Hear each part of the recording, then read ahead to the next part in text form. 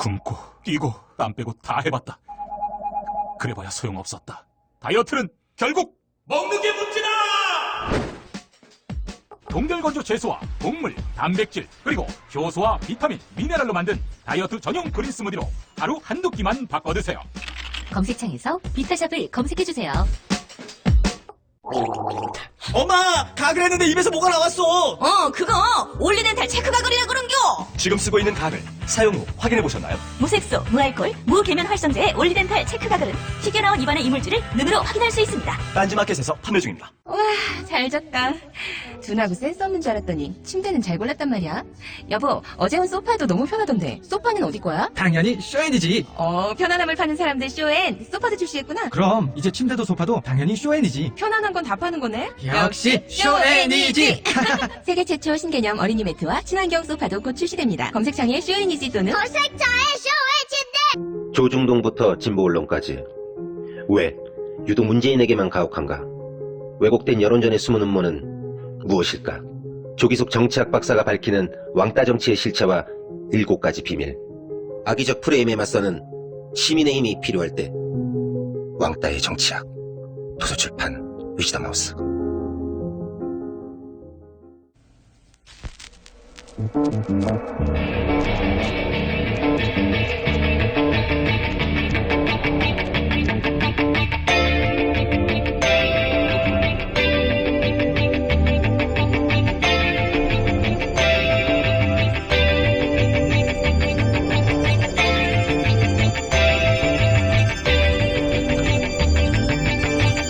안녕하세요, 김호준입니다.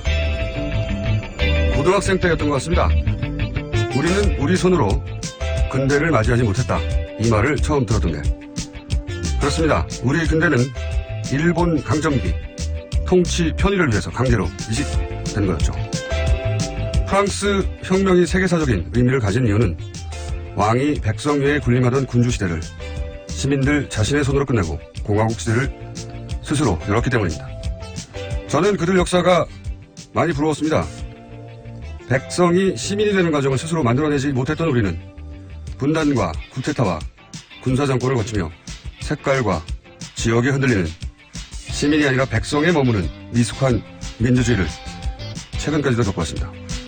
이번 대선의 의미가 각별한 건 그래서입니다. 정치가 머뭇거리고 우왕좌왕할 때 시민이 먼저 거리로 나섰고 시민들이 길을 만들어냈습니다. 살아있는 권력을 헌법 질서 내에서 평화적으로 단지하는 역사를 시민들의 손으로 직접 이뤄낸 겁니다. 이제 저는 프랑스 혁명이 부럽지 않습니다. 오늘 하루 우리 스스로를 대견해하며 각자 맛있는 고기 많이 먹읍시다. 김호준 생각했습니다.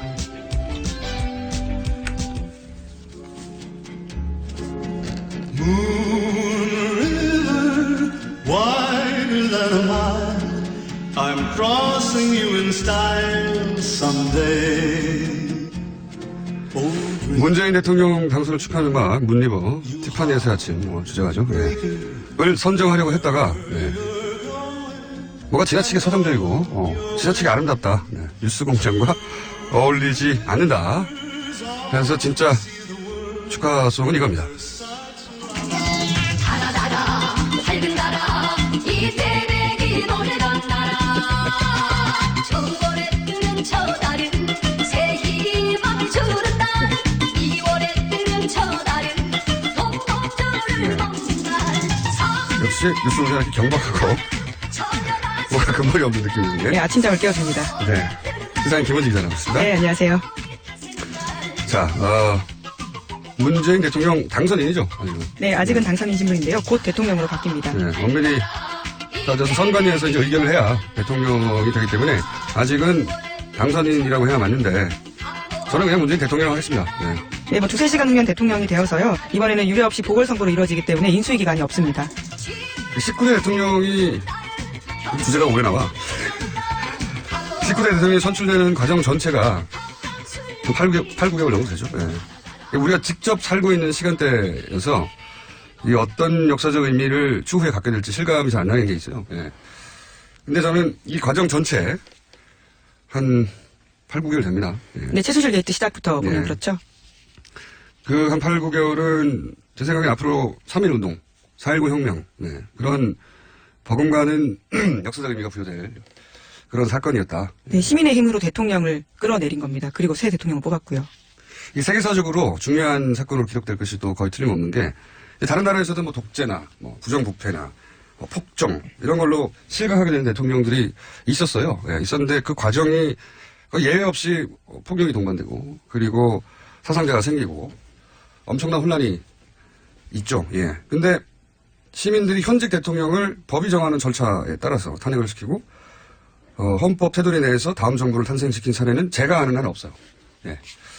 그래서 다른 나라 역사책에도 등장하는 사례가 될 거다. 예. 해서 저는 우리 스스로 대결해도 된다. 그렇기 때문에 저는 오늘 고기를 먹을 겁니다. 어제는 안 드셨나요? 항상 먹지만 새로운 일인 것처럼 지금. 항상 그렇지만 오늘은 고기를 좀 맛있는 부위로 집중적으로 먹을 예정입니다. 네, 여러분들도 스스로 대견해야 하고 스스로 박수 쳐도 되는 지난 8개월이었다 말씀드리고 자 그럼 짧게 오늘 또 갈 길이 바쁘거든요. 네, 여러분들 나오시기 때문에 짧게 어제 하루 아마도 오늘까지가 각 당의 5당 안배해서 저희가 다루는 마지막 시간이 될 것 같아요. 그다음부터는 내일부터는 제 맘대로 할 거고요. 자, 문재인 당선 사실상 확정되는 9시였던가요, 어제? 아니요, 11시였던가요? 출구조사 결과 보고 사실상 결정이 확정됐다라고 봐서 문재인 후보가 당사를 찾기도 했었습니다. 네, 그런데 이제 국회로요. 그때는 이제 당, 네. 예, 당과 당원들에게 메시지를 낸 것이고, 대국민 메시지는 광화문 광장에서. 예, 밤 11시 45분 정도에 광화문 광장 찾았습니다. 네, 직접 들어보시겠습니다. 고맙습니다. 정말 고맙습니다. 정의로운 나라, 통합의 나라, 원칙과 상식이 통하는 나라다운 나라를 만들기 위해 함께해 주신 위대한 국민들의 위대한 승리입니다. 내일부터 저는 국민 모두의 대통령이 되겠습니다. 저를 지지하지 않았던 분들도 섬기는 통합 대통령이 되겠습니다. 정의가 바로 서는 나라, 원칙을 지키고 국민이 이기는 나라 꼭 만들겠습니다. 상식이 상식으로 통하는 나라다운 나라 꼭 만들겠습니다. 자, 이렇게 대국민 메시지가 나왔고요. 다른 후보들도 당연히 메시지가 나왔습니다. 네. 네, 홍준표 후보 같은 경우에는 어젯밤 10시 정도에 서울 여의도 당사를 찾아서 패배를 인정하는 말을 했습니다. 추후조사가 사실이라면 자유한국당 복원에 만족하겠다라는 메시지였는데요. 네, 이 메시지는 사실상 출구조사 발표 직후 본인의 트위터에 바로 SNS예요. 네, 예. 트위터에 바로 SNS에 소감을 올렸고 당사에 가서도 이제 마찬가지 얘기를 했죠. 네, 직접 들어보시겠습니다. 나중에 개표가 끝나봐야 알겠지만은 출구조사가 사실이라면 자유한국당을 복원하는데 만족을 하겠습니다. 네, 절반의 성공이라고 평가할 수 있죠. 사실 자유한국당 후보들이 대부분 지지율 한 자리 숫자로 대선을 출발했고 레이스를 결국은 이제 2위 20% 넘는 득표를 했기 때문에 자유한국당 입장에서는 절반의 성공이다라고 할 수 있습니다만 홍준표 이제는 후보가 아니군요. 전 도지사, 전 후보라고 할 수도 없고 어쨌든 홍준표 후보가 과연 자유한국당 내에서 영향력을 유지하고 살아남을지는 또 별개의 문제입니다. 네, 앞으로 그 씨름이 이뤄질 것으로 보입니다. 왜냐면은 후보 시절에도 여러 가지 예를 들어서 복당이라든가 관련된 이제 한 표라도 아쉬워서 내렸던 탈당까지 된 복당 결국 이루어지지 않았거든요. 아직까지도. 후보 시절 가장 힘막강한 후보 시절에도 그런 얘기가 안 먹혔다면 이제 후보가 지난 다음에는 당내 권력투쟁이 시작되겠죠. 네, 자, 당대표 선거 6.75에 있어서요. 그때 기준으로 또 레이스가 시작될 것으로 보입니다. 그래서 이제 이합산이 당내에서 시작될 것 같고 자 3번 후보 네, 안철수 후보는 어젯밤 10시 35분 정도에 국민의당 개표 상황실을 찾아서 국민의 선택을 겸허하게 받아들이겠다라면서 대선 패배를 인정했습니다. 직접 들어보시겠습니다. 국민의 선택을 겸허하게 받아들이겠습니다. 전화의 열망에 부응하기에는 많이 부족했습니다. 대한민국이 새로운 대통령과 함께 미래로 나가기를 희망합니다. 국민의당은 좀 사정이 더 나쁩니다. 왜냐하면 양강구도를 거의 한 달간 주장했었고 실제 수치도 거의 박빙의 수치가 여러 전자에 나왔었는데 결국 3위로 끝이 난 데다가 특히 이제 홍준표 자유한국당은 터파시라고 할 수 있는 TK. 예, TK 지역에서 1위를 차지했습니다. 네, 그리고 본인이 도지사를 했던 지역에서 박빙의 차이긴 하지만 1위를 지켰단 그렇죠. 말이죠. 그러니까 자기 텃밭은 지켰다고 하는 의미가 있긴 한데 국민의당 같은 경우에는 1위를 한 지역이 하나도 없는 데다가 1위를 한 연령대도 없고 그리고 호남에서도 거의 2배 차이로 네, 6대3 정도입니다. 네, 패배했기 때문에 책임론 공방이 굉장히 거세질 국민의당 내부 갈등이 조만간 아주 크게 불거지지 않겠는가. 자, 다음 4번. 네, 유승민 후보도 어젯밤 11시 반경에 서울 여의도 당사 찾았습니다. 힘들고 때로는 외로운 선거였다면서 그렇지만 자신은 새로운 희망의 씨앗을 찾았다라는 말을 남겼습니다. 네, 맞는 말이죠. 직접 들어보겠습니다. 저에게는 힘들고 때로는 외로운 선거였습니다. 제가 추구하는 개혁 보수의 길에 공감해 주신 국민들 덕분에 바른정당으로서는 저로서는 새 희망의 씨앗을 찾았습니다. 이 씨앗을 소중히 키워서 싹을 틔우고 언젠가는 열매를 맺도록 하겠습니다. 유승민 후보는 뉴스공장에 나왔었어요. 저희가 끊임없이 주장했고 유승민 후보의 지지층은 대구가 아니라 수도권에 있다고. 근데 이제 이걸 막판에 깨달았어요. 그러니까 자기 지지층이 어디 있는지 몰랐던 뭐 이해가 가는 측면도 있습니다. 보수는 항상 노년층이라고만 생각해왔으니까요. 네. 그래서 씨앗을 찾긴 찾았는데 이제 자유한국당에서 뭐랄까요 흡수하고자 하는 의지가 더 강해지겠죠. 네. 어쨌든 후보 간에 격차가 생겼으니까요. 유승민 후보도 갈 길이 아주 구말립니다. 네, 네, 그래도 어제 출구조사에서 20, 30대 유권자 지지율이 꽤 나와서요. 그렇죠. 눈길을 끌었습니다. 자기 지지층이 거기 있다는 걸 마지막 순간에 깨달았던 거죠. 뉴스 공장에 나오셨어야 해요. 제가 그렇게 얘기를 했는데 안타까운 일이었고. 자, 5번 후보. 네, 심상정 후보도 어젯밤 9시가 넘어서 당사를 찾았습니다. 변변치 못한 당 상황에서 감사하다라는 이야기를 하면서요. 정의당이 새롭게 도약하는 계기가 될 것이다 라는 이야기도 했습니다. 자, 직접 들어보시겠습니다. 이번 선거는 우리 정의당의 새로운 도약의 계기가 될 것입니다. 오늘 끝난 이 자리에서 국민 여러분들의 새로운 대한민국에 대한 열망을 받아 안아 우리 정의당 또다시 출발하겠습니다. 우리 당직자 여러분, 당원 여러분 정말 고생 많으셨습니다. 사실 정의당도 좀 실망스러운 결과를 스스로 받아들이겠죠. 물론 5% 넘기는 게 처음이긴 해요. 네, 진보정당 후보로서는 처음입니다. 처음이고 성과인데도 불구하고 마치 문재인 그 지지자들이 50%가 못 넘어서 아쉬워하는 것처럼 10%가 못 넘어서 아쉬워하는 지지자들이 분명히 있겠죠. 근데 대선은 굉장히 냉혹하고 무서운 선거거든요. 네. 결코 압도적으로 누군가 이기기에 나쁘지가 않습니다. 절대. 문재인 후보 지지자들도 만족해야 하고요. 이 다자구도 내에서 40%를 넘기는 대단한 거고요. 그리고 정의당도 5 후보 모두 두 자리 숫자를 득표할 수도 있는 상황까지 갔었거든요. 이런 선거는 유례가 없는 선거입니다. 그러니까 군소 후보가 없었던 거예요. 군소 후보라는 게 대부분 이제 5% 이하, 2, 3%대 군소 후보라고 그러는데 5 후보 모두 군소 후보가 아니었던 거죠. 네, 5% 넘게 다 득표했습니다. 네. 굉장히 어려운 선거에서 5% 득표했는데도 불구하고 기대치가 높았기 때문에. 네, 6점이 최종은 6점이었습니다. 그 지지율도 이제 마지막 이제 깜깜한 기간 전에 거의 2자릿수 가까이 발표됐기 때문에 안타깝겠지만 이 문제는 저희가 이제 3, 4부에 4번, 5번 정당에 두 분 노회찬, 이혜훈 의원 나오셔가지고 한번 짚어볼까 합니다. 저희는 1, 2, 3번이 아니라 4번, 5번을 통해서 대선을 한번 길게 짚어볼까 하고요. 1번 후보 쪽의 인사들은 짧게 이따가 연결 알려줍니다만 긴 이야기는 4번, 5번을 통해서 4번, 5번의 눈으로 짚어볼까 합니다. 자, 갈 길이 멀어서 모두 여기까지 하겠습니다. 시사인의 김은지였습니다. 감사합니다. 골반 잡자 바로 잡자 바디로직 허리 통증 바로 잡자 바디로직 몸매 교정 바로 잡자 바디로직 자세가 좋아지는 골반 교정 타이즈 바디로직 검색창에 골반 교정 바디로직 삐딱한 남성 골반 허리에도 역시 바디로직입니다. 바디로직의 효과를 못 느끼셨다면 100% 환불해드립니다. 자세한 환불 조건은 홈페이지를 참조하세요. 아무도 묻지도 따지지도 않고 가입하셨다고요? 보험은 너무 어려워요. 걱정 마십시오. 마이보험 체크가 도와드립니다. 1800-7917 마이보험 체크로 지금 전화주세요. 1800-7917 이미 가입한 보험이나 신규 보험도 가장 좋은 조건을 체크해서 찾아드립니다. 인터넷 한글 주소 마이보험.com 또는 카카오톡에서 아이디 검색 마이보험을 친구 추가하여 상담하실 수 있습니다. 모닝똥? 자긴 사치였죠. 내가 토끼인지 토끼똥이 나인지 내가 변을 본 것인지 변을 당한 것인지 나는 바나나이고 싶다. 간혹 구렁이이고도 싶다. 아, 큰일 났네. 이거 이러면 다 죽어. 미궁 장사랑! 빅동의 추억 미궁 장사랑을 찾아드립니다. 혈중 콜레스테롤 개선과 배변 활동에 도움을 주는 건강기능식품입니다. 검색창에 미궁 장사랑.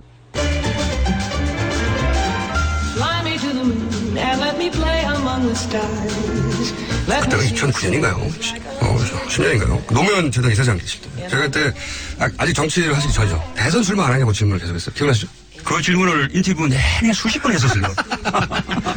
근데 어쨌든 결국 이렇게 나왔으니까 우리 김총수께서 애프터 서비스까지 책임지셔야 됩니다. 제가 알 바 아니고요. 이재명 사이다. 문재인 고구마.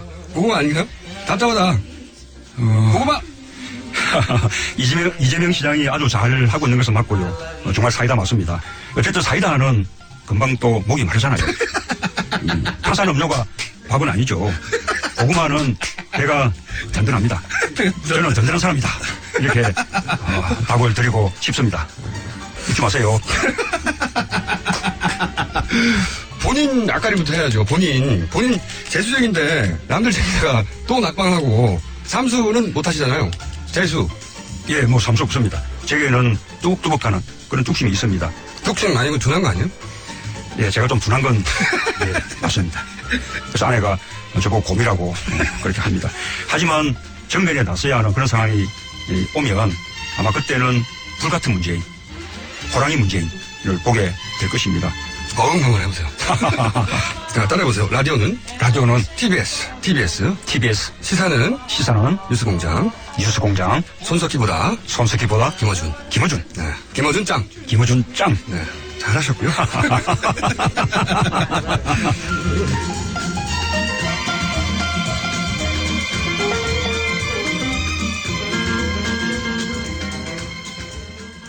네, 저희가 몇 달 전 했던 문재인 후보 시절의 인터뷰였는데 대통령이 됐으니 이제 인터뷰가 안 나오시겠죠, 뉴스공장에?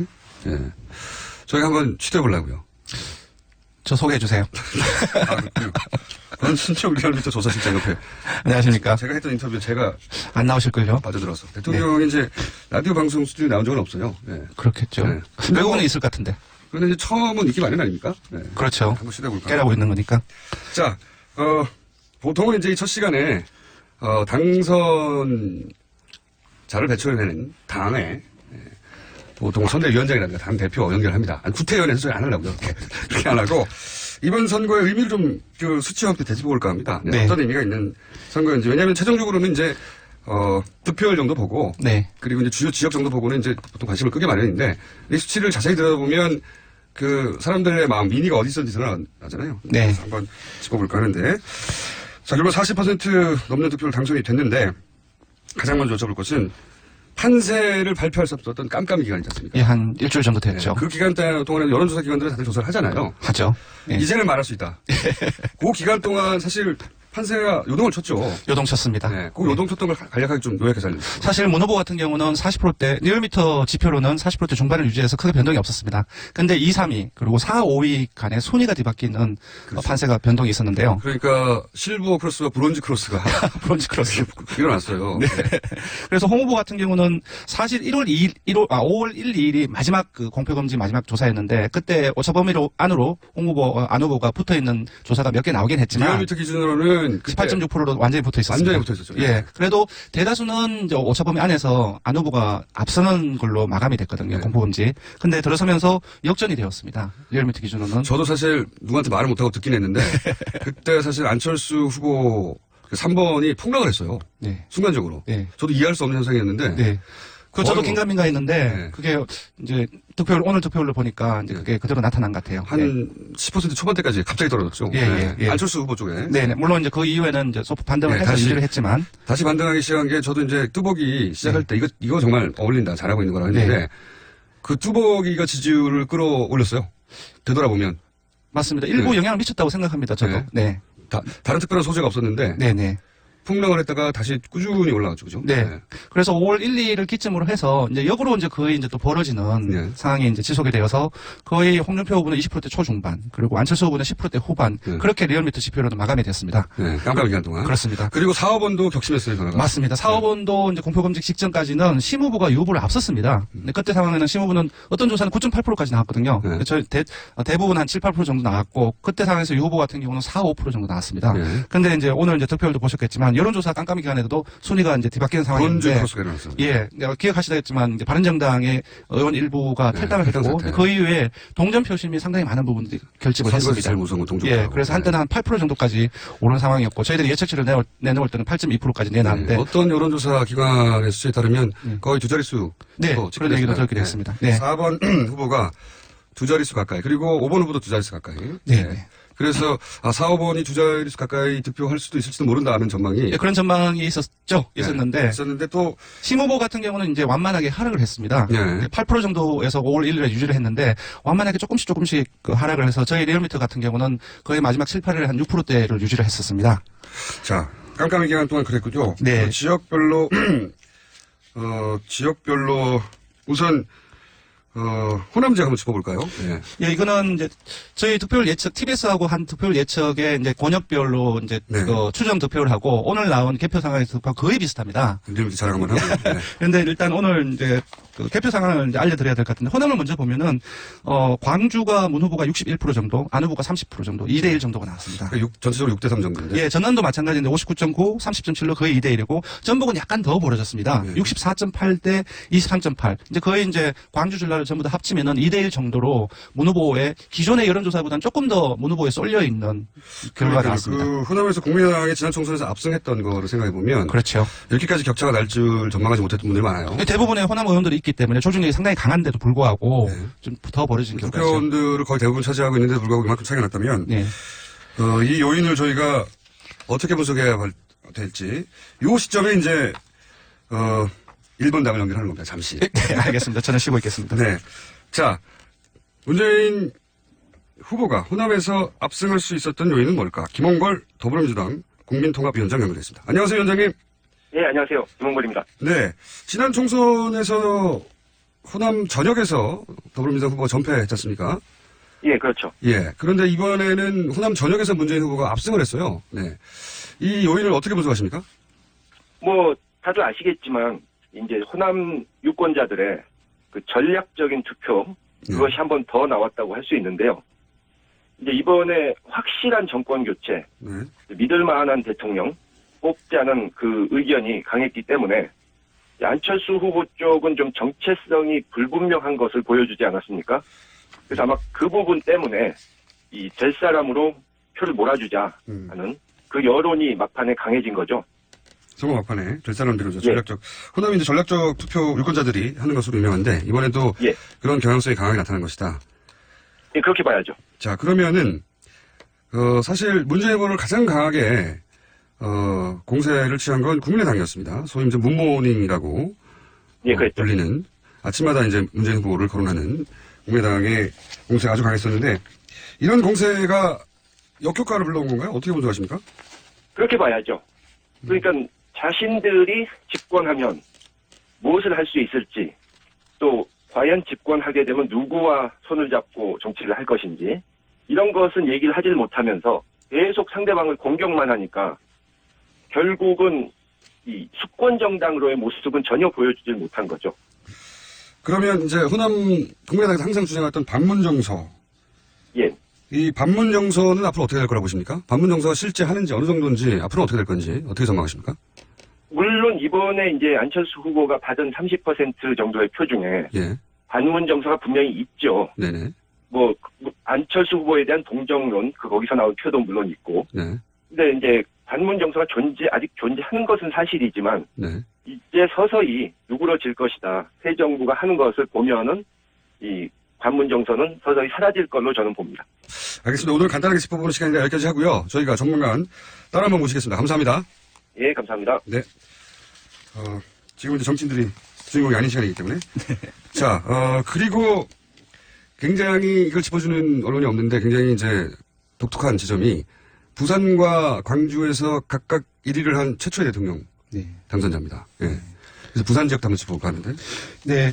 지난 기억하실지 모르겠지만 지난 18대 박근혜 전 대통령이 될 때 부산과 울산, 경남 모두 합치면 한 60% 정도 부울경 소위 아주 대다수의 득표를 올렸는데 이번에 양상이 상당히 많이 다릅니다. 부산 같은 경우는 비록 조금 5%포인트의 격차이지만 문 후보가 앞섰고요. 울산도 마찬가지입니다. 울산은 격차가 조금 더 벌었습니다. 38대 28 정도로. 경남 같은 경우 홍 후보가 문 후보보다 0.5%포인트 앞선 채로 마쳤지만 거의 똑같습니다. 그러니까 도지사를 직전했던 걸 생각해보면 그래서 18대 선거하고 비교를 해도 확연한 차이고 더더군다나 1위로 거의 세 지역을 하나로 권역으로 묶으면 1위가 문 후보로 나온 것 같은데요. 큰 변화입니다. 그렇죠. 그래서 부산과 광주에서 최초로 1위를 한 대통령 당선자라는 사실을 아직 지적하는 언론이 없는데 굉장히 이례적인 결과입니다. 사실 이때까지 정치 지형으로 보자면. 그래서 저희가 부산 지역 또 한번 짚어볼까 합니다. 광주를 짚어봤듯이. 자, 이번에는 부산 북구 강서구 갑 전재수 의원 전화 연결했습니다. 안녕하십니까? 네, 반갑습니다. 전재수입니다. 네, 고생하셨고요. 네. 부산, 부울경에서 소위 이렇게 문재인 후보가 많이 득표하게 되는 요인을 어떻게 분석하십니까? 저는 일단은 작년 국회의원 선거 이후에 꿈틀대기 시작했던 이 부산의 야성의 복원이다. 야성의 완벽한 복원이다. 부산이 야도였죠, 전통적으로, 과거에는. 그렇습니다. 과거에 이게 그냥 야성이 아니라, 멸독제 정권에 한거해왔던 부산 시민들의 야성의 복원이다. 완벽한 복원이다. 저는 이렇게 생각합니다. 알겠습니다. 3당 합당되면서 사실은, 그래서 야성이 사라졌다. 한 30년 걸렸습니다. 말씀대로. 30년 걸렸습니다. 예, 복원됐다고 보자면. 그런데 또 한편 홍준표 후보가 막판에 부울경 지역에서 많이 따라잡기도 하긴 했습니다. 그렇죠? 그렇습니다. 네. 그러니까 이제 야성을 완벽하게 복원한 건 아닌 것 같고요. 어느 정도로 복원했다고 봐야 되지 않을까요? 저는 그렇게 보지를 않는 게 저희가 이제 부산에 16개 구군이거든요. 네네. 보면은 서구, 동구, 중부, 여기 이제, 인구 5만 명, 6만 명 단위의 아주 구도심. 네. 여기 세 군데 빼고 나머지를 전부 다 이겼습니다. 전체적으로 놓고 보면 한 15만 표 정도를 부산에서 이겼는데, 네. 이것이 이번 대통령 선거에서만 이런 결과가 나타났다 하면은, 조금 불완전한 야성의 복원이다, 야성 역사의 복원이다, 이렇게 생각할 수가 있지만, 전체적으로 전부 다 이겼습니다. 그리고 지난 총선 때 18개 의석 중에 5개를 저희 야당에게 너네 한번 경쟁 한번 해봐봐라. 너네 한번 일을 한번 해봐봐라. 이렇게 시작이 됐던 역사가 이번 대선을 통해서 저는 부산이 국제정권의 한거해오고 가장 어려운 시기에 가장 위대한 선택을 선도적으로 해왔던 부산 시민들의 야성이 저는 거의 완벽하게 복원이 됐다고 봅니다. 알겠습니다. 오늘은 저희가 잠깐 짚어보는 시간이라 여기까지 하고요. 조만간 저희 스튜디오 한번 모시겠습니다. 오늘 말씀 감사합니다. 네, 고맙습니다. 네. 더불어민주당 전재수 부산 공동선대위원장이었고요. 네. 저희는 그래서 정치인들 주인공이 아닌 시간을 계속 정치인들 주인공인데. 자, 그러면 40% 초반 41점 몇 퍼센트 되죠? 예. 예, 41. 지금 1%, 99.7% 현재 개표율, 41.1% 조금 바뀌었는지도 모르겠습니다. 네. 41%대인데, 네. 뭐 큰 차이는 없을 것 같고. 이 득표를 여론조사 기관으로 오랜 선거를 통계치를 내온 전문가로서는 이 기록을 어떻게 평가하십니까?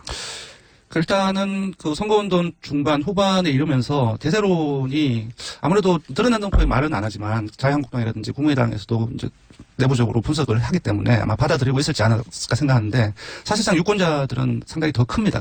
피부적인 깜깜이 기간 동안 압도적이구나 하는 대세론이 저도 이제 몇 번 그런 얘기를 했는데 지지층을 상당 정도 이완시켰다. 맞습니다. 그런데 이걸 이제 엄살이라고 받아들이는 분도 있었는데 아니에요. 실제로 이완시켰어요. 그러니까 실제로 된다라고 생각을 했기 때문에 유권자들이 대부분이 기본적으로 선거운동 문재인 캠프 진영에서 아무리 동료를 한다 할지라도 된다고 생각은 안 되는 거죠. 동원 자체가. 여론조사 수치가 있거든요. 네, 그렇습니다. 그래서 좀 보통 저희 리얼미터뿐만 다른 데서 보통 40% 중반대가 대부분 나왔는데 좀 그러한 영향이 지지층 이완된 영향이 많이 큰 것 같습니다. 그중에 한 2, 3% 정도는 투표를 하지 않은 층도 상당 정도 있는 거죠. 네. 그리고 조금 짚어본다고 한다면은 대부분의 여론조사 기관, 한국갤럽이나 이런 마찬가지인데 홍준표 후보가 샤이가 있었느냐? 네, 샤이가 있었는지.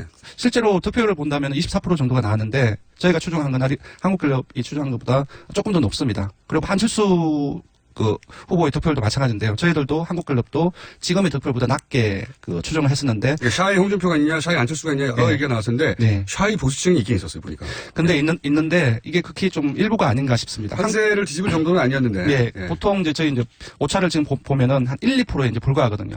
근데 이전에 국민의당이라든지 자유한국당 같은 경우는, 물론 선거 전략인지는 모르겠지만, 완전히 샤이 보수층 또는 샤이 한추층이 투표를 참가하면 완전 판세가 뒤집힌다, 이런 얘기가 많았지 않습니까? 그 정도로 판세를 뒤집을 정도의 샤이층은 존재하지 않았다라고 볼 수 있습니다. 하지만 전체적으로 보면 한 4, 5% 정도의 샤이가 있긴 있었던 것 같다. 맞습니다. 예. 네. 그 샤이 보수층이 홍준표 후보, 안철수 후보에 각각 골고루 나눠진 결과인 것 같아요, 보니까. 맞습니다. 예. 네. 그리고 이제 결과적으로 40% 초반, 이제 워낙 수치가 45%, 44%게. 네, 많이 그런 얘기를 했었죠. 그래서 41% 적은 것으로 느껴질 수도 있는데. 네. 저는 엄청나게 높은 거라고 보거든요. 앞서 코너에서 바깥에 있으면서 조금 들었거든요. 그게 맞는 분석이라고 생각합니다. 그러니까 다자구도 특히나 군수후보가 없어요. 5% 이상을 전부 다 지금 득표를 획득을 하고 있고 이 상황에서 50%를 과반을 넘는다는 것은 사실 정말로 힘들고 앞으로 나오기 힘든 겁니다. 예, 아까 이제 전재소 의원이 뭐 부산 지역의 그 지자체로 보면 몇 개를 제외하고는 전부 다 휩쓸었다고 말씀을 하셨는데 이 숫자도 중요하지만 지역별로 본다고 한다면은 그 TK라 대구 경북과 그리고 경남도 아까 말씀드린 거의 클로즈하게 봤거든요. 예, 이걸 제외하고는 전부 다 14개 시도에서는 전부 다 1위가 나왔거든요. 처음 있는데. 예, 그리고 좀 놓치기 쉬운 부분인데 저희들 득표를 예측할 때의 직업별로 살짝 살펴봤습니다. 그 사무직과 노동직의 인구가 되게 많습니다. 이쪽에서 1위를 했었고요. 그리고 전통적으로 가정주부하고 자영업, 농림수산업 종사자들이 보수적인 성향을 띱니다. 근데 이쪽에서도 1위를 했습니다. 그래서 보면은 무직을 직업군을 하고 분류를 한다고 했을 때 무직을 제외하고는 모든 직업군에서 1위를 했습니다. 그래서 50대 이하 모든 연령층에서 1위. 예. 그래서 지금 전국적 지역이나 그리고 연령층이라든지 그 직업을 봐도 전반적으로 문 후보가 대다수가 1위를 했던 걸 봤을 때 41.1%대 수치로만 환산해 볼 수 없는 부분이 있고 그리고 오자구도를 감안한다고 한다면은 상당히 높은 득표율이다. 제가 봤을 때는 향후의 국정 운영을 좀 원활하게 해나가기 위한 충분한 정도였던 그 지표가 아닌가. 그렇게 생각이 듭니다. 모든 그러니까 모든 직업군에서 1위. 이거 굉장히 중요하고요. 네, 맞습니다. 50대 이하에서 1위. 그렇습니다. 50대 같은 경우는 선거 중반 정도에서는 약간 밀려서 2위로 떨어진 적이 있었는데 중후반을 넘어서면서 50대에서도 1위로 올랐었거든요. 그리고 이제 2위 후보와 역대 최다 득표차. 네, 맞습니다. 이것도 달성했고. 네. 나중에 이제 의미 분석이 여러 갈래로 되겠지만 수치로 뭐 45%를 득표하는 그 수치에 익숙하다 보니까 이게 적게 느껴지는 거죠. 네. 굉장한 수치를 그렇습니다. 도달했고, 네. 이 결과는 또 분석이 되겠죠. 오늘은 저희가 숫자를 가지고 하는 얘기는 여기까지만 해야 될 것 같아서 큰 틀만 짚어보고 다음에 또 좀 세부적으로 지역별로, 직업군별로, 나이별로 분석을 좀 더 해보겠습니다. 자, 리얼 밑에 권수철 씨 하겠습니다. 감사합니다. 고맙습니다.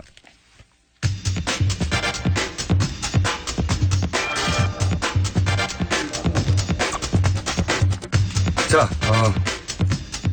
더불어민주당 공동선대위원장 저희가 이제 연결해 보겠습니다. 연결해서 앞으로의 그림 어떻게 그려지고 있는 건지 직접 들어보겠습니다. 박영선 더불어민주당 공동선대위원장 전화 연결했습니다. 안녕하십니까? 네, 안녕하세요. 네.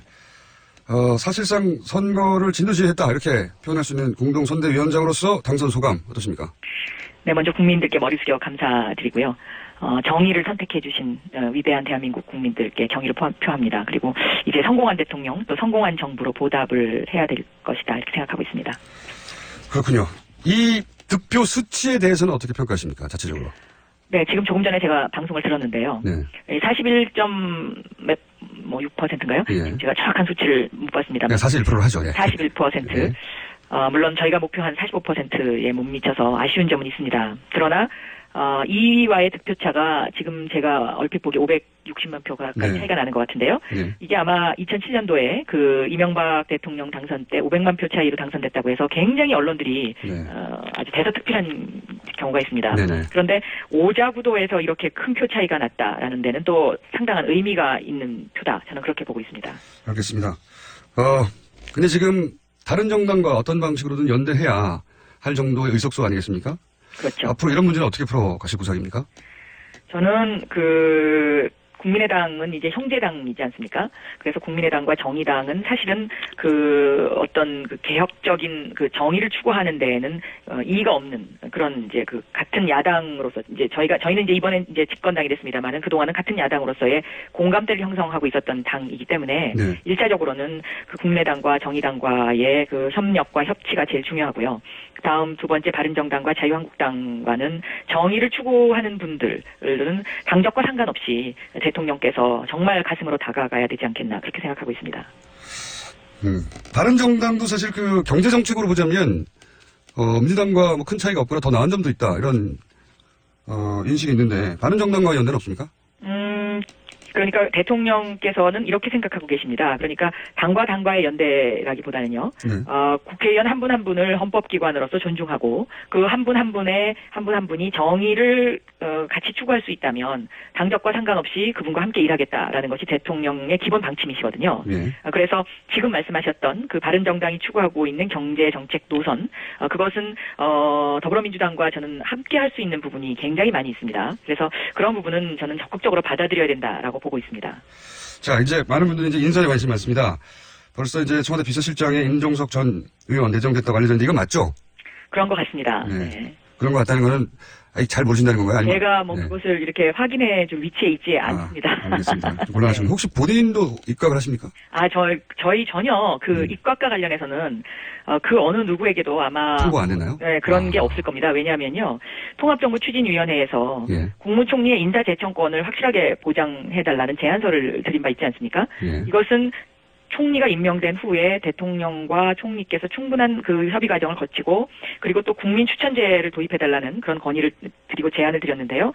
국민들의 여론과 국민들의 의견을 반영해달라는 뜻입니다. 그래서 아직 대통령께서 이런저런 많은 생각과 마음속에 어떤 그런 그것은 있으시겠지만 예. 이런 어떤 장관 인선에는 좀 시간이 걸리지 않을까 저는 그렇게 보고 있습니다. 혹시 본인 의원님한테 제안이 오면 입각하십니까? 저는 관심은 잘해 계시죠? 통합정부추진위원회 공동위원장을 맡았었는데요. 그 통합정부추진위원회는 대통령께 성공한 대통령과 성공한 정부가 되기 위한 자문기구이면서도 또 국민들의 의견을 전달하는 전달 창구로서의 견제기구 역할도 하는 곳이기 때문에 그런 부분에 있어서는 말씀을 드리기는 너무 이른 시점이 아닌가 저는 그렇게 생각합니다. 네. 그래도 제안이 오면 거절 안 하실 거죠? 글쎄요, 저는 현재로서는 제가 그런 능력이 있다고 생각하지 않습니다. 예. 알겠습니다. 초대 총리 이야기도 많은데 비영남권이라고 아주 크게 문을 열어두셨는데 혹시 누군지 알아도 말씀 안 하실 거죠? 제가 이 부분은요, 예. 짐작만 하고 있지 모릅니다. 네. 알겠습니다. 예. 굉장히 비밀이 잘 유지되고 있다 이렇게 받아들이겠습니다.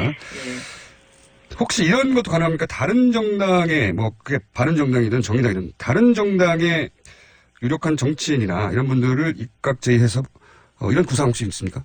저는 대통령께서 그렇게 하실 것 같습니다. 아, 그래요? 그냥 제 짐작입니다. 제 짐작인데요. 예. 충분히 왜냐하면 적재적소에 대한민국 통합드림팀을 만들겠다라는 것을 저희가 제안도 드렸고 또 대통령께서도 그 부분에 있어서 아주 확고한 그 본인의 신념 같은 것을 보여주셨기 때문에 그렇게 하시리라고 생각하고 있습니다. 물론 제안받은 당사자들이 수락을 해야 되겠지만 국민의당 누구, 바른정당이 누구, 정의당이 누구 이런 내각이 구성될 수도 있겠군요. 네, 그렇다고 보여집니다. 네. 전체적으로는 언제쯤 발표될까요?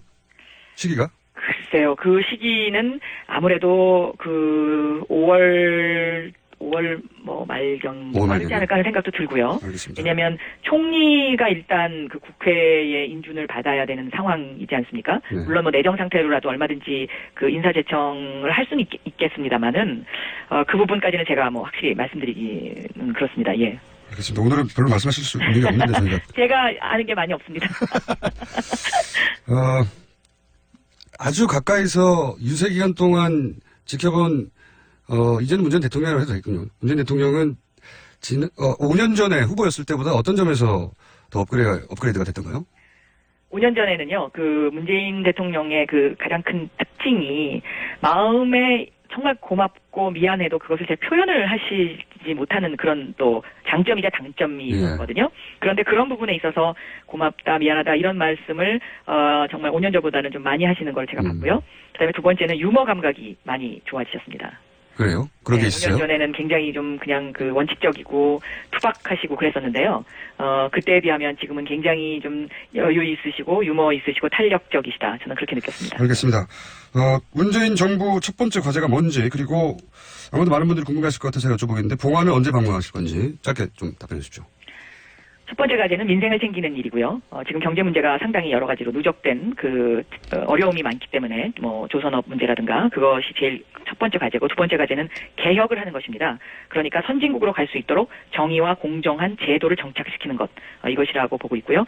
봉화마을은 5월 23일 날이 그 노무현 대통령 이제 서거 행사도 있고 해서 그때 좀 가시지 않을까. 왜냐하면 5월 18일 날은 또 5.18은 광주를 방문하셔야 될 것 같고요. 네, 알겠습니다. 그렇게 생각됩니다. 네. 법무부 장관 하십니까? 그것은 그냥 언론인들이 지금 그렇게 쓰고 있는 김치는 맛있어야 한다. 아주 화끈하게 100% 국내산으로 신흥년 전통으로 햇섭 인증으로 화끈하게 맛있다. 화끈하게 통한다. 화통김치. 배추김치, 알짜김치, 총각김치, 깨들김치, 깍두기도 화통! 검색창에 화통김치. 하하하하하하. 아우 맛있어. 사장님 부르셨습니까? 최 부장. 아까 영어 실력 제법이던데 다시 봤어? 과찬이십니다. 아니야. 근데 자네도 서초동 비밀과에 받았다면서? 아니 그걸 어떻게... 정말 소문대로 한 번만 만나도 말문이 확 트이나? 역시 듣던 대로입니다. 10분 만에 터졌습니다. 김변의 박이사의 자네까지 나도 소개해주게. 당장. 16년간 은밀하게 진행됐던 서초동 비밀과에 이제 당신 차례입니다. 지금 바로 검색창에 스피킹 솔루션을 검색하세요. 새벽 2시에 깨어났나? 딱히 고민이 있어서 그런 건 아니다. 새벽 5시에 일어났나? 새벽 6. 아우, 이 인간이 잠도 못 자게 화장실을 들락거려! 남성 활력과 전립선 건강 하루 하나로도 충분합니다. 소팔메토, 옥타코사놀, 아연, 비타민 A, D, E까지 하루 영양 기준치 100%를 꽉 채운 메가셀 남자의 활력. 지금 바로 인터넷 검색창에 메가셀 남자의 활력을 검색해보세요. 한글도 남보다 빨리 깨치고 참 똑똑했는데 갈수록 실력이 뒤처지는 것 같아 걱정이에요. 혹시 초등학교 교과서 본 적 있어요? 어려운 어휘가 너무 많아요. 학교에서는 어휘 개념을 하나하나 설명해줄 시간이 정말 부족하잖아요. 그럼 어떡하죠? 내 아이의 어휘만큼은 내가 책임져야죠. 어휘 공부의 정성. 초등어휘 3천, 초등어휘 5천. 검색창에 초등어휘 3천을 쳐보세요.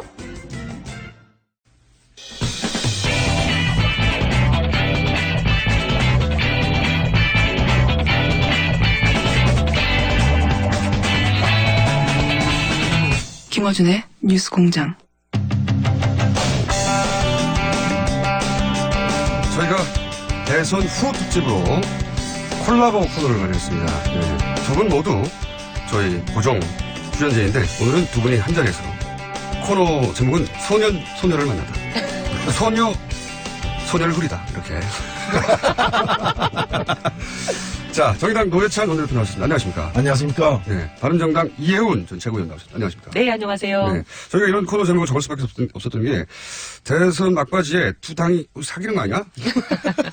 할 정도로 서로 상대 당에 대해서 호감을 막 표현하고 실제 심상정 후보는 바른정당을 찍어라 이런 얘기 됐죠? 아니요, 그건 찍으라고 하진 않았고 그렇게까지 얘기할 수는 없죠. 그러니까 보수를 도저히 보수 지지층들은 가짜 보수, 낡은 보수보다 새로운 보수로 몰아주는 게 맞다라는 얘기를 김종대 의원이 한 바가 있습니다. 한 바가 있고. 그러니까 도저히 보수 얘기를 포기 못하는 사람들을 향한 얘기잖아요. 네, 그렇습니다. 자, 그러면 일단은 상대 당에 대한 칭찬부터 한번 해볼까요? 네, 자당에 대한 칭찬 말고. 아, 저부터요? 네, 저를 쳐다보시는 거 보니까 저부터 하는 얘기는. 바른정당의 정당 칭찬 한번 해볼까요? 아, 그동안 정의당이 참 어려운 길을 가신다라고는 생각했지만 막상 저희가 신생정당을 만들어서 100일 만에 대선을 해보니까 야, 정말 그동안 정의당이 얼마나 힘들었겠나. 저희가 뭐 절절히 하루에도 몇 번씩 그 생각을 했습니다, 사실은. 참 이 소신을 지키면서 우리 대한민국 정치에서 원칙대로 그 어떻게 보면 변절하거나 야합하지 않고 정치를 해온다는 게 이렇게 힘든 일이구나 많이 생각했고요. 그동안 이 수십 년간 이걸 지켜오신 정의당에 정말 존경을 표합니다. 그리고 사실 심상정 후보 본인만 놓고 봐도 참 훌륭한 후보입니다. 물론 우리 노회찬 우리 의원님도 사실 후보로 나오셨다면 정말 훌륭한 후보가 되셨을 뿐이지만. 너무 화기애애한다, 이거 분위기가 맞아요. 자, 어쨌든. 아니, 네. 왜냐하면 제가 17대 때 첫 국회의가 됐을 때 유승민 후보, 그 다음에 유승민 의원이죠, 지금은. 유승민 의원, 저, 심상정 의원. 셋 다 한 상임위에서 있었거든요. 예, 기재위. 그땐 재경이죠. 예, 재경에서 있었는데, 그러니까 서로 이제 속속들이 다 보는 거잖아요. 속단 말로 본전을 다 보는 거죠. 왜냐하면 상임위 질문하고, 그 다음에 뭐 후속 질문하고 대화하는 거 보면은 아, 저 사람 소위 말하면 깜냥이 어느 정도 되는지 금방 나오죠. 그렇죠, 그렇죠. 예. 의원들끼리는 못 속여요. 못 속여요. 이렇게 한 공장에 오래 다녀 보면은 못 속이잖아요. 그렇죠. 예. 그래서 제가 그 재경이라는 공장에서 그 두 분, 그리고 두 분도 서로를 알아본 것 같아요. 그래서 우리 유 후보도 심 후보에 대해서 상당히 높이 평가하고, 그 다음에 또 심 후보도 유 후보에 대해서 그런 거 아닌가, 제가 그런 이쪽에 물어볼게요. 여러 가지 느낌을 받았고. 심 후보는 유 후보에 대해서 절대 안 된다고 생각할 수도 있잖아요. 그리고 저도 두 후보가 참 인격적 완성도를 보나, 저는 대통령의 인성도 굉장히 중요하다고 생각하거든요. 그 다음에 이제 두루두루 인간관계나 네트워크를 어떻게 형성해가고 원만하게 모든 것을 통합으로 가느냐 하는 것도 중요하고, 제일 중요한 소위 컨텐츠. 그 부분에 있어서 저는 정말 손색이 없는 분이다. 다만 우리랑 그 사실 정책적 노선이 좀 많이 다르고. 경제정책은 뭐 크게 차이가 없는 것 같아요. 네, 경제정책은 많이 차이 없고요. 약간 차이 있는 정도고, 그래서 이제 안보가 좀 차이가 있죠. 국방 안보 쪽에서는 정반대에 서 있다고 볼 수도 있죠. 네. 자, 이 정도로 칭찬해 주셨고, 정의당에서 바른정당 한번 칭찬 한번 해볼까요? 네. 앞으로 싸울 테니까. 네, 뭐 우리 유승민 후보와 바른정당이 선전하신 데 대해서 뭐 아쉬움도 크겠지만은 저는 축하드릴 만한 일이라고 저는 보고요. 뭐 개인적으로는 유승민 후보와 그 17대 국회에 들어갔을 때부터 이렇게 나름대로 좀 좋은 인상을 하는 일들이 있었고, 어느 날 그 제가 그 100분 토론에 뭐 최다 출연자인가 이렇게 돼가지고 손석희 그 당시 앵커가 저한테 묻더라고요. 이제까지 출연한 토론 중에서 가장 그 기억에 남는 인상적인 토론이 뭐냐고 해서 제가 그 2004년에 저하고 유승민, 유시민 3명이 한 토론했어요. 그래서 제가 그게 제일 환상이다. 제일 이제 좋았다라고 얘기하니까 손석희 앵커가 자기도 그게 좋았다는. 나중에 내가 유시민 작가 만나서 모르고 유시민 작가도 이제 그 잘 기억하고 있더라고요. 저는 이번에 아주 중요한 어떤 첫걸음을 그 바른정당이 내딛었다고 생각됩니다. 뭐냐면 대선도 대선이지만은 사실 그 탄핵 이후의 사태에서 창당을 하지 않았습니까? 어찌 보면은 이제 괴멸해가는 낡은 보수를 이제 걷어내고 보수의 새로운 어떤 미래를 만들어 나가는 역할을 자임을 했기 때문에 이게 어려운 선택을 했다고 사실 봅니다. 그리고 저는 이 바른정당의 어떤 시도가 성공하기를 정말 간절히 바랍니다. 왜냐하면 제대로 된 보수가 있어야 또 진보도 있는 것이거든요. 뭐 어느 한쪽으로 다 독점할 수는 없는 것이기 때문에. 근데 이번에 이제 굉장히 중간에도 어려움을 겪었지만은 그때 제가 2%에서 제가 뉴스공장에서 작년에 전사해야 된다고 얘기한 게 뭐 죽으라는 얘기하기보다는 사적 필생.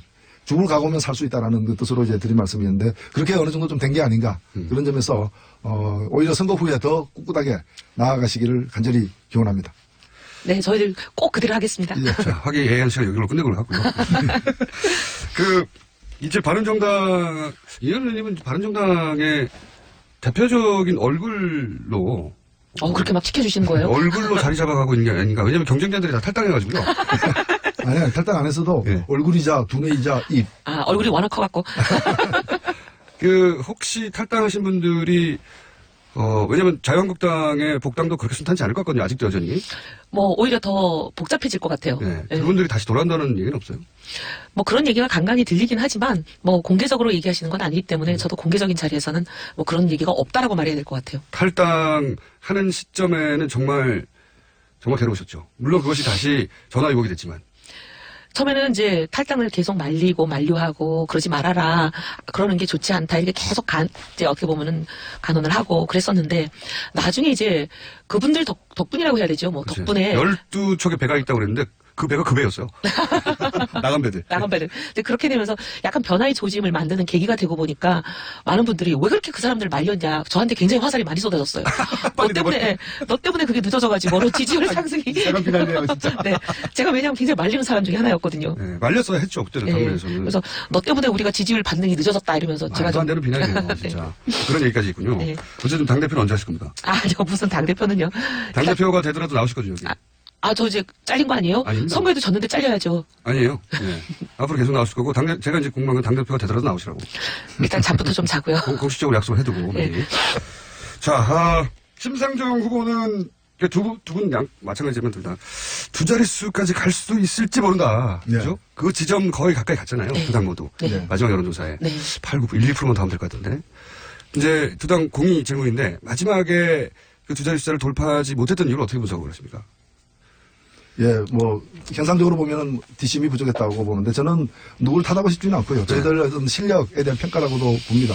보고 조사에 따르면 출구 조사에 따르면은 유권자의 절반 가량이 마지막 일주일 사이에 이제 그 표심을 정했다 그러거든요. 그러니까 저희들이 뭐 보유하고 있는 표를 뺏겠다기보다는 마지막에 더 얻어야 될 때 저희들이 뒷심이 딸려가지고 더 얻지 못했던 것이고 그것은 저희들이 무슨 큰 실수를 했다거나 그런 것보다는 이제까지 뭐 종합적인 어떤 그 평가 속에서 이제 표심도 결정하게 되기 때문에 저희들에게 좀 분발을 해야 되겠다. 다만 저희들이 얻은 것을 꼭 이렇게 그 득표율로만 보는 문제는 아니다 봅니다.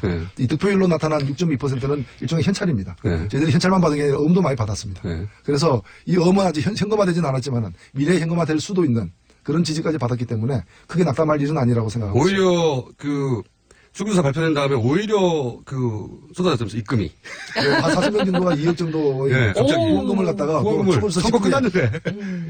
어젯밤 12시까지가 이제 후원금 낼 수 있는 법적 기간이기 때문에 그 남은 몇 시간 사이에 그렇게 돈이 몰려서 저희들의 적자하는 부분을 또 해소했습니다. 참 특이한 현상이요. 선거 끝났는데 후원금이 선거 끝난 다음에 몰린다는 게. 그분들은 아마 표가 여러 표 있었으면 다 주고 싶었어요. 그렇겠죠. 그런 분들이 있다고 생각합니다. 내 마음은 정의당이었는데 다른 이유로 정의당 찍지 못했다. 뭐 이런 마음. 그런 것도 있다고 봅니다. 아마 그게 그런 걸 거예요. 이제 막판에 소위 말하면 보수청의 결집 이런 게 많이 이제 카톡이든 뭐 여러 가지를 통해서 언론을 통해서도 많이 전파되고 하니까 이제 소위 말하면 문 후보의 당선을 원하는 진보층이 또 결집을 한 거죠. 그러면서 심 후보가 손해를 많이 보지 않았나. 그러니까 손해라는 건 이제 올 수 있는 표들이 못 온 거죠. 중도층들이 결정 안 했던 중도층들이 심 후보를 찍을 수 있었는데도 걱정되는 문 후보를 도와준 거죠. 깜깜이 기간 동안 하여튼 진보정당 항상 그래 왔어요. 근데 예년에 꺾인 거에 비하면 덜 꺾였어요. 덜 꺾였어요? 오히려. 예년에는 반토막 이하로 떨어진 경우가 있었는데 이번에는 반토막이라고 할 수는 없습니다. 아무래도 뭐 여러 가지 이제 각 캠프에서야 여러 가지 우려를 갖다가 많이들 이제 할 수밖에 없지만은 일반 객관적으로 볼 때 뭐 2개월 이상 이제 1위가 변동이 없이 이렇게 승자가 거의 정해진 상태였기 때문에 저희들도 사실은 여느 때 선거보다는 뭐 사퇴 압력이라거나 전혀 없었죠. 예, 그런 걸 거의 안 받았다고. 보통은 사퇴와 단일화 압력. 다른 정당이 이번에 받았던 거 있잖아요. 항상 받아왔어요. 그거 받으면서 정말 많이 생각했어요. 야, 매번 받았던 저분들은 심정이 어땠을까? 저희들은 엄청났습니다. 그러니까 속이 수껍내기가 되지 않았을까? 간판 날아가고 문짝 떨어지고 엄청난 강풍 속에서 이게 견뎌왔는데 이번에는 그래도 지붕은 안 날아갔습니다. 노회찬 대표 같은 경우에는 그 지난 한명숙 전 네. 총리 서울시장 선거 때 3번 후보로 나와서 득표를 한 5% 가까이 했죠. 아유. 그런데 한 2% 차이로 낙선을 했거든요. 2%가 안 되게. 그때 머리가 다 빠진 거예요.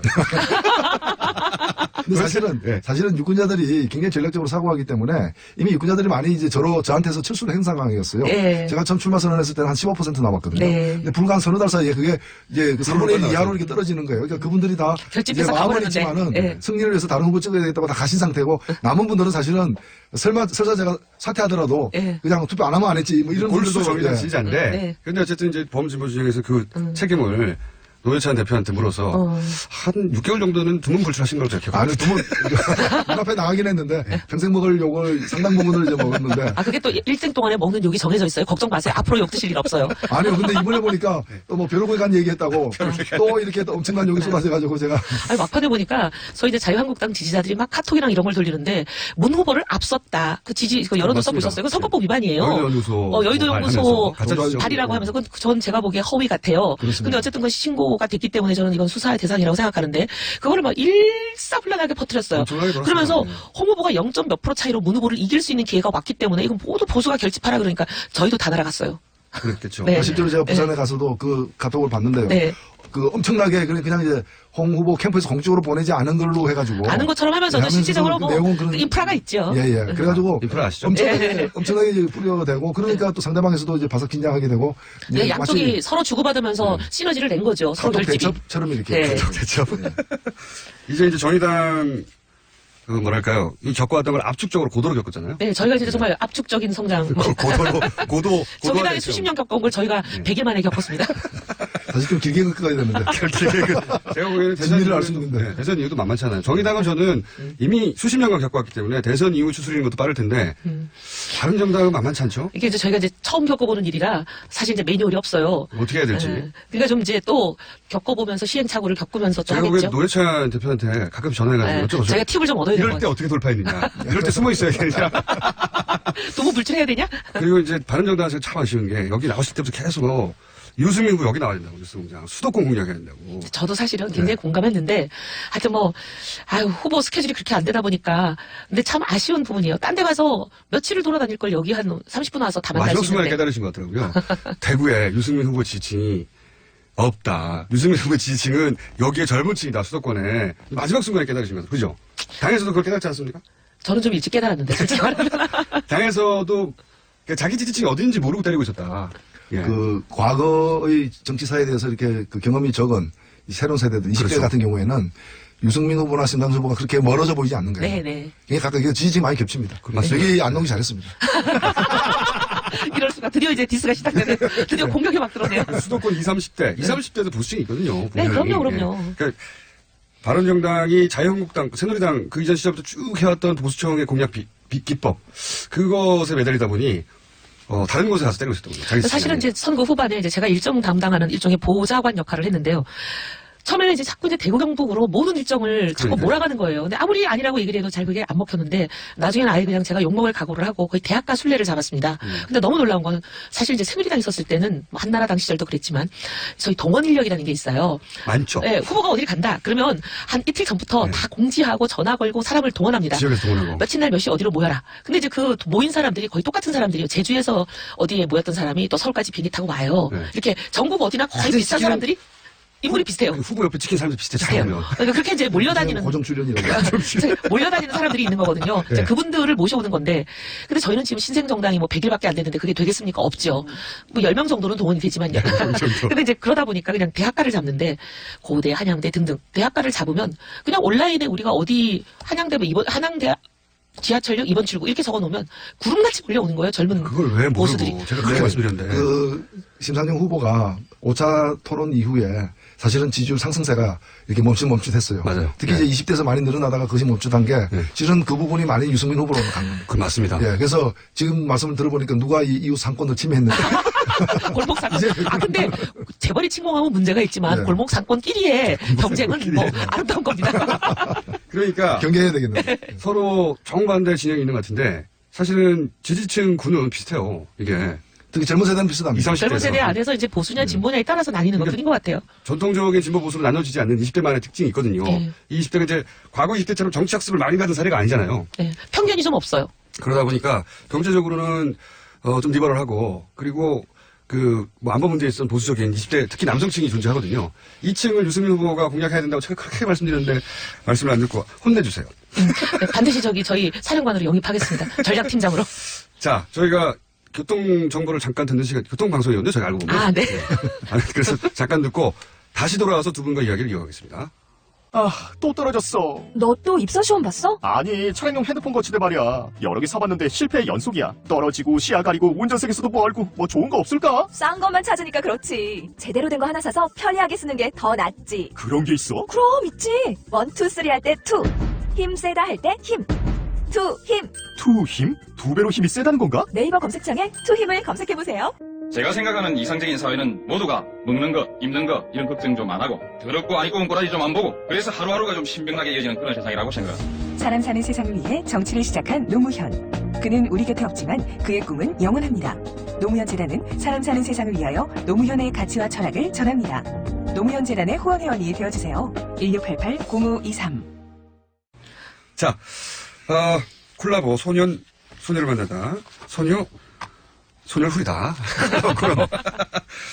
잘 아시는 이미 저희 방송을 들으신 분들은 노회찬, 이혜훈 두 의원 나오셨는데, 이제는 이제 다른 당. 네. 일단 당선자, 이제 대통령이죠, 사실. 대통령 당선에 대한, 덕담 한 번씩 해주시고, 아직은 첫날이니까 덕담 정도로 마무리하고, 그리고 나서 그 2번, 3번 당에 대해서, 정치인으로서 전망을 한번 냉정하게 짚어보는 시간을 가져볼까 합니다. 우선 문재인 당선자라고 하기도 그렇고 오늘 바로 아니요, 대통령 됐어요. 대통령이죠, 이제. 됐어요, 네. 이제는.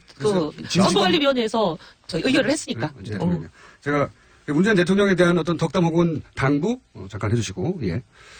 저는 어떻게 보면 이제 반대 진영에 있는 사람이지만 어쨌든 이렇게 압도적인 표차로 당선된 대한민국의 대통령이니만큼 축하드리고요. 그리고 꼭 좀 해주셨으면 하는 게 지금 나라가 갈래갈래 찢어졌잖아요. 꼭 통합해 주시길 바랍니다.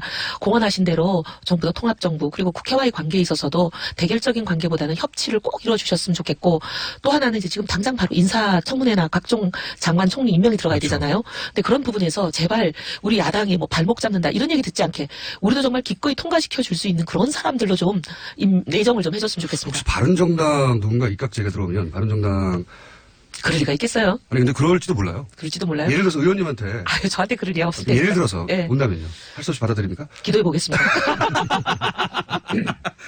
자, 노회찬 대표의 네, 그러면 뭐 진심으로 축하드리고요. 제가 다른 코너에서 우리 김호준 총수에게 말씀드린 것처럼 역대 가장 큰 표차로 당선된 사람이 MB였는데 그 530만 표 기록을 넘길 것이라고 했는데 예언하셨죠. 예. 557만 표로서 제가 그래도 하나 알아맞춘 셈이 되었는데 저는 그 힘으로 어느 때보다도 저는 힘든 국면을 맞이할 거라고 보여집니다.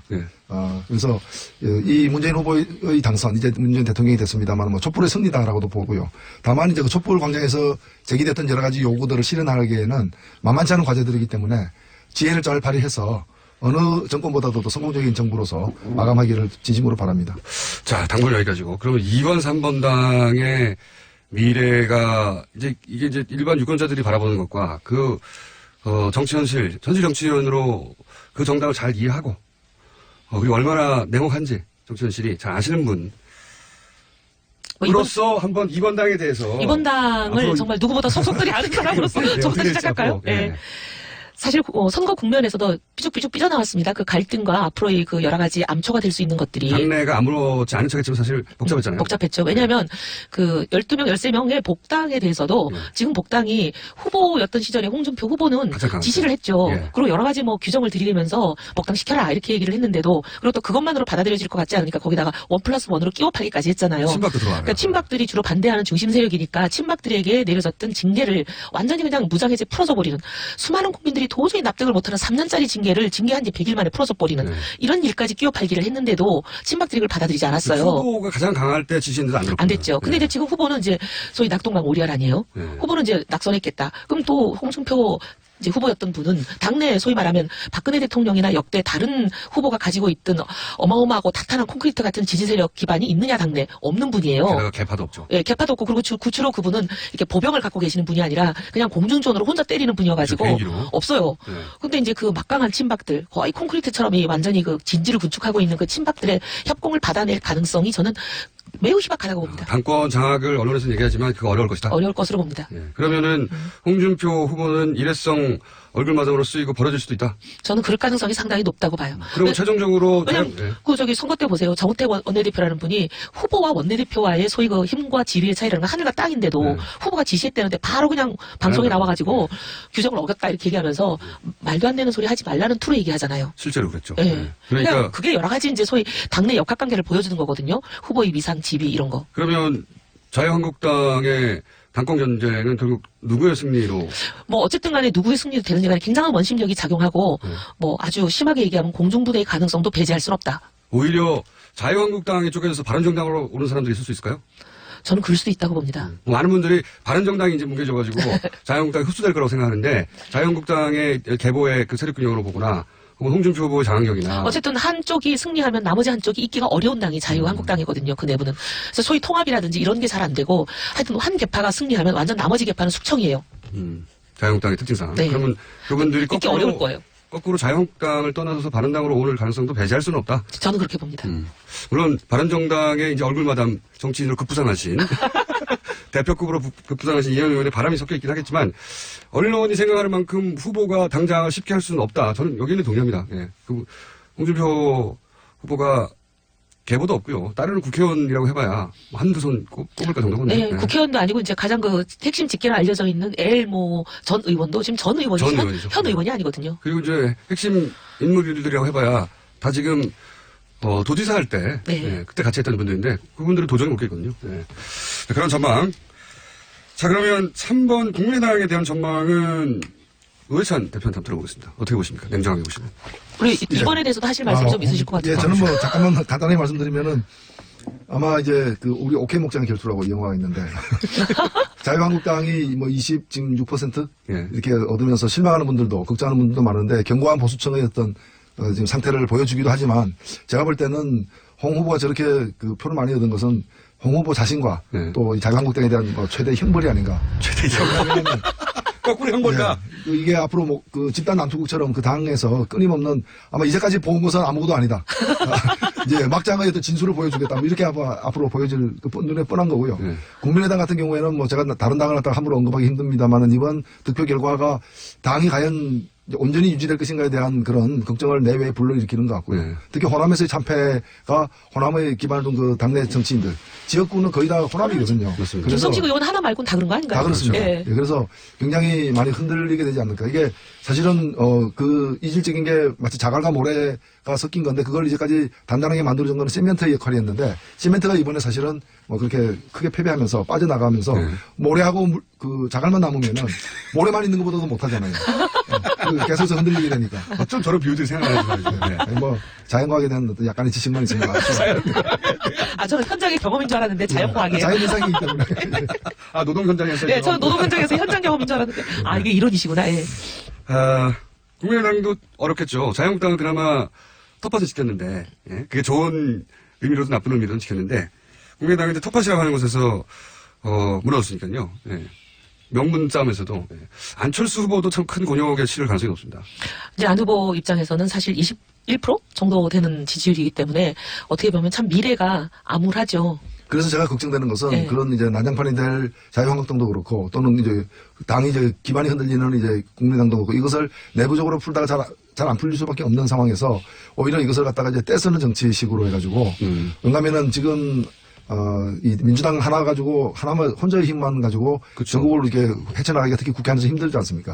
그렇게 되면은 자신들의 어떤 내부적 위기를 갖다가 그런 그 전국의 큰 관계 속에서 풀기 위해서 적을 바깥에 북한 같은 전략이네요. 뭘 안 해주고 뭘 안 한다는 식으로 해가지고 그래서 사사건건은 이렇게 발목을 오히려 잡는 더 소위 그런 벼랑끝 역할을 할 전술이네. 가능성도 굉장히 높아집니다. 맞습니다. 존재감을 드러내기 위해서. 그리고 주로 이제 그 선명성을 극대화하기 위해서 당내 전투에서 이기려면 외부 전장에서 굉장히 선명하게 보여야 되니까 그런 전법을 많이 쓰잖아요. 네, 그럴 가능성이 매우 예. 높다는 거죠. 그러면서 더 위기에 처할 것 같아요. 왜냐하면 이제 특히 정권 초기에는 본인이 그 투표하지 않은 그 후보였다 하더라도 대통령이 당선된 후에는 대부분의 국민들이 좀 초반에 몰아줘야 된다는 분위기가 있거든요. 그게 뭐 그 대통령을 위해서가 아니라 대한민국을 위해서 그렇게 생각하시는 보통은. 거잖아요. 그래서 이제 뭐 40%로 당선돼도 당선된 직후에 보면 한 70, 80% 정도 올라가죠. 지지를 얻게 되고 잘하는 이제 당부죠, 그게. 근데 그런 가운데 이렇게 발목을 잡으면 더 미움을 사게 되거든요. 자, 다른 당 걱정할 형편이 아니시면서. 아니 뭐 다른 당 걱정이 아니라 나라 걱정이죠. 걱정. 예. 맞는 말씀입니다. 현실적으로 비용 문제 같은 건 어떻게 됩니까? 그런 얘기도 많이 나오잖아요. 저희는 이게 지금 선거 비용의 최고 한도의 약 500억 수준이었는데 500억 좀 넘습니다만은 저는 애당초 그 돈을 뭐 쓸 처지가 아니어가지고 50억으로 잡았고요. 잡았고 지금 한 2, 3억 적자가 난 상태였는데 다행히 어저께 수조사 이후에 또 후원금 한 2억 정도 더 들어와서 그러니까요. 마이너스 1억 정도 되지 않을까 지금 추산을 해보고요. 큰 당들이 이제 최대 한도가 유세 차량 같은 300대씩 쓰고 쓸 때 저희들은 18대 쓰고 한 겁니다. 그 다음에 40번 넘게 방송 연설들 다 나가셨지만 큰 당들은 저희들은 한 번도 못 나갔고요. 그리고 법정부 공고물도 16페이지인데 저희들은 8페이지로 냈고요. 8페이지. 어찌 보면 저희들이 얻은 표가 작은 표이긴 하지만은 표 한 표를 얻기 위해서 드린 비용은 좀 가장 적은 편에 속하지 않을까. 가성비 최고였다. 예. 가성비 최고. 가성비 최고였다. 예, 그렇게도 생각합니다. 근데 아니 들으니까 어쩜 이렇게 닮았을까 그런 저희도 사실은 그 60몇 억인가가 선거 보조금으로 나오는데 저희 당이 창당하는 과정에서 당사도 빌려야 되고 뭐 컴퓨터 책상도 사고 어쩌고저쩌고 하느라고 진 빚이 있거든요. 그 빚을 갚고 나니까 딱 50억 남은 거예요. 그래서 그 50억으로만 선거한다 이 목표를 세웠어요.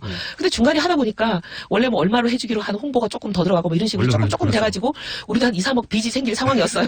근데 그 탈당하시는 분들이 나가시면서 후원금이 완전히 그냥 답제를 해가지고 역시 또. 예, 그래갖고 후원금이 한 5억 정도 들어왔을 거예요. 그래서 저희는 미리 발생해가지고. 예, 미리 발생해서 조금 남편에게요. 예. 근데 뭐 홍보물 12페이지짜리 8페이지 하는 거나 저기 유세 차량 18개 하는 거나 뭐 저희 똑같네요. 어쩜 이렇게 방송 연설 한 번도 못 한 거나. 그래도 뭐 저희보다는 보조금도 좀 더 많이 받고. 그러니까요. 부자만 해도 3년 가지 않습니까? 아, 근데요, 그게 국고보조금에는 반영이 안 되더라고요. 마이너스 1억 있다는 방송이 오늘 나갔으니까요. 아마 후원금이 정의당은 오늘 두루 채워줄 겁니다. 그러니까 선거 후원금은 아니지만 당 후원금은 가능하죠. 근데 당 후원금 제도가 없잖아요. 없나요? 국회의원 후원금으로. 아, 그러네요. 국회의원 후원금을 받아서 격출할 수 있습니까? 이미 저희들은 그 모든 의원들이 찼어요? 5천만 원씩 이렇게 다 격출했습니다. 그러면 방법은 아, 아니요. 선거 있는 해에 국회의원 1인당 3억까지 가능하니까 국회의원들한테 더 이제 후원금을 주시면 더 할 수 있죠. 아, 그럼 정의당 의원 개인을 후원해서 빚을 갚게 하는 방법이 남아있군요. 예, 특별당비로 내게 하는 거죠. 1억 정도의 빚이야 뭐 저희들이 또 열심히 노력해서 갚아야죠. 뭐 해서요? 노동 현장에서. 돈도 없는 양반. 자갈과 모래만 있는. 개인 자산도 그냥 꼴찌면서. 열심히 절약하고. 좀 열심히 절약하고. 덜 먹고. 자, 그럼 정의당의 1억 빚은 정의당 소속 의원들 조금 더 개인적으로 후원해 주시면. 아니 근데 저희도 뭐 후원하지 말란 뜻이 아니라 저희도 좀 다른 데가 넘어갔다면서요. 아니 그래도 여기 또 저희 앞으로도 많이 어렵습니다. 지금 이제 12분이 나가시는 바람에 우리 국고보조금이 반토막이 나잖아요. 그것까지는 알바 아니고요. 네. 자, 어쨌든 이번 선거에 있어서 돈 문제는 이렇게 해결되어 갈 것 같고요. 그죠? 예. 그리고 두 정당이 진보 정당의 실험 그리고 보수 정당의 새로운 실험 하며 앞으로 콜라보가 많이 있었으면 좋겠습니다. 예. 네, 저는 이게 꼭 우리만이 아니라 하여튼 대통령을 뽑기 전에는 정책과 이념으로 경쟁해도 뽑고 나면 선출된 대통령에 대해서는 가능하면 당 이념에 완전히 정체성에 반하는 게 아니면 좀 협치했으면 좋겠습니다. 뭐 서로 도저히 안 맞는 부분도 있겠지만 맞는 부분들은 그렇죠. 뭐 특히나 초기에는 좀 안정적으로 정부를 운영할 수 있도록 협력을 해야 된다 봅니다. 알겠습니다. 두 분 얘기 참 재밌었는데 오늘 여기까지 해야 될 것 같고요. 왜냐하면 두 분들이 또 주요한 정치인이라 인터뷰가 많이 잡혀가지고 할 수 없이 빠져나가셔야 돼요. 네. 안 그러면 끝까지 가려고 했는데 자, 오늘 두 분 모시고 얘기 나눠봤습니다. 정의당 노회찬 원내대표 그리고 바른정당 이해훈 전 최고 곧 대표가 되실 그렇습니다. 감사합니다. 네, 감사합니다. 감사합니다.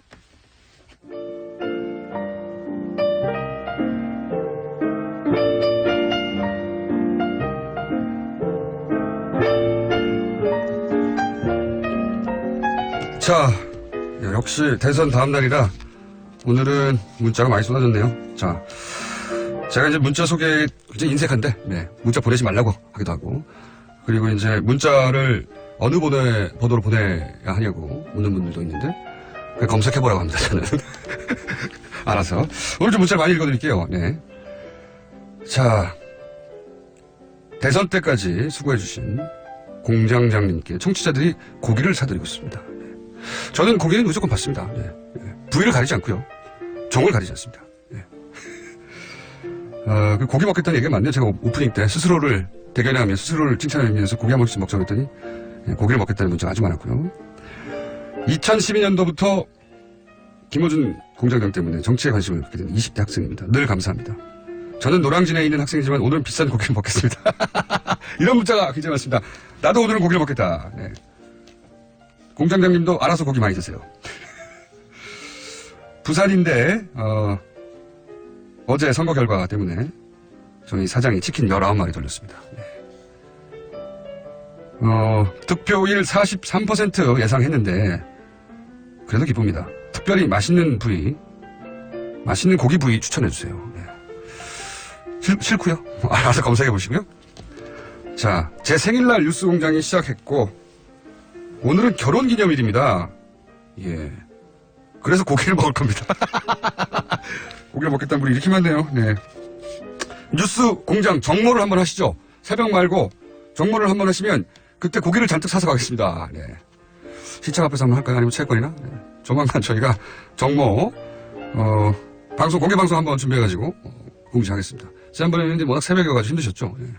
이번에는 체육관에서 하든가 TBS 사장님을 좀 줄라서 준비해보겠습니다.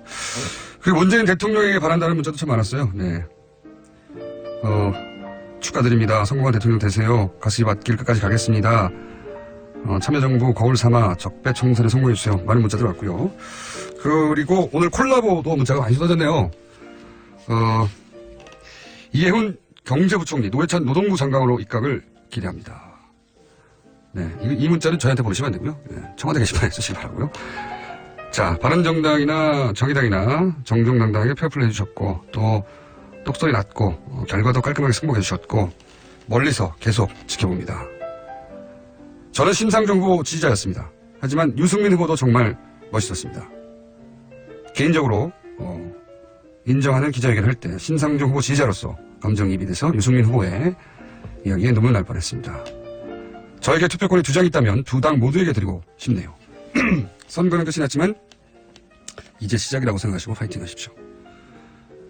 이 방송을 태어나서 처음 듣습니다. 이럴 수는 없는 거죠. 이게 태어나서 처음 듣습니다. 정치인들 이야기에 정말 귀가 즐겁네요. 60대 중반의 여성입니다. 이번에 실수로 채널을 돌리다가 저희 방송을 처음 들으시는 분인가 봅니다. 큰일 났네요. 채널이 돌아갈 수가 없어 이제. 다른 채널을 지워보십시오. 지워버리시고. 자, 2당 때문에 대선 결과를 보면서 가슴이 아팠습니다. 하지만 국민들은 기억합니다. 네. 2 정당의 의원님들도 지금의 굳은 마음을 잊지 마시고 국면 보고 가십시오. 자, AS를 역대 가장 길게 몇 분이나 했어요? 네. AS는 여기까지입니다.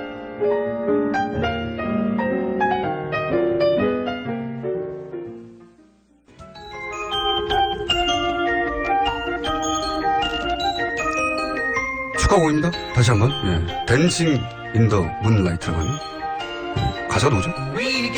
가수는 누군지 모르겠고 탐도도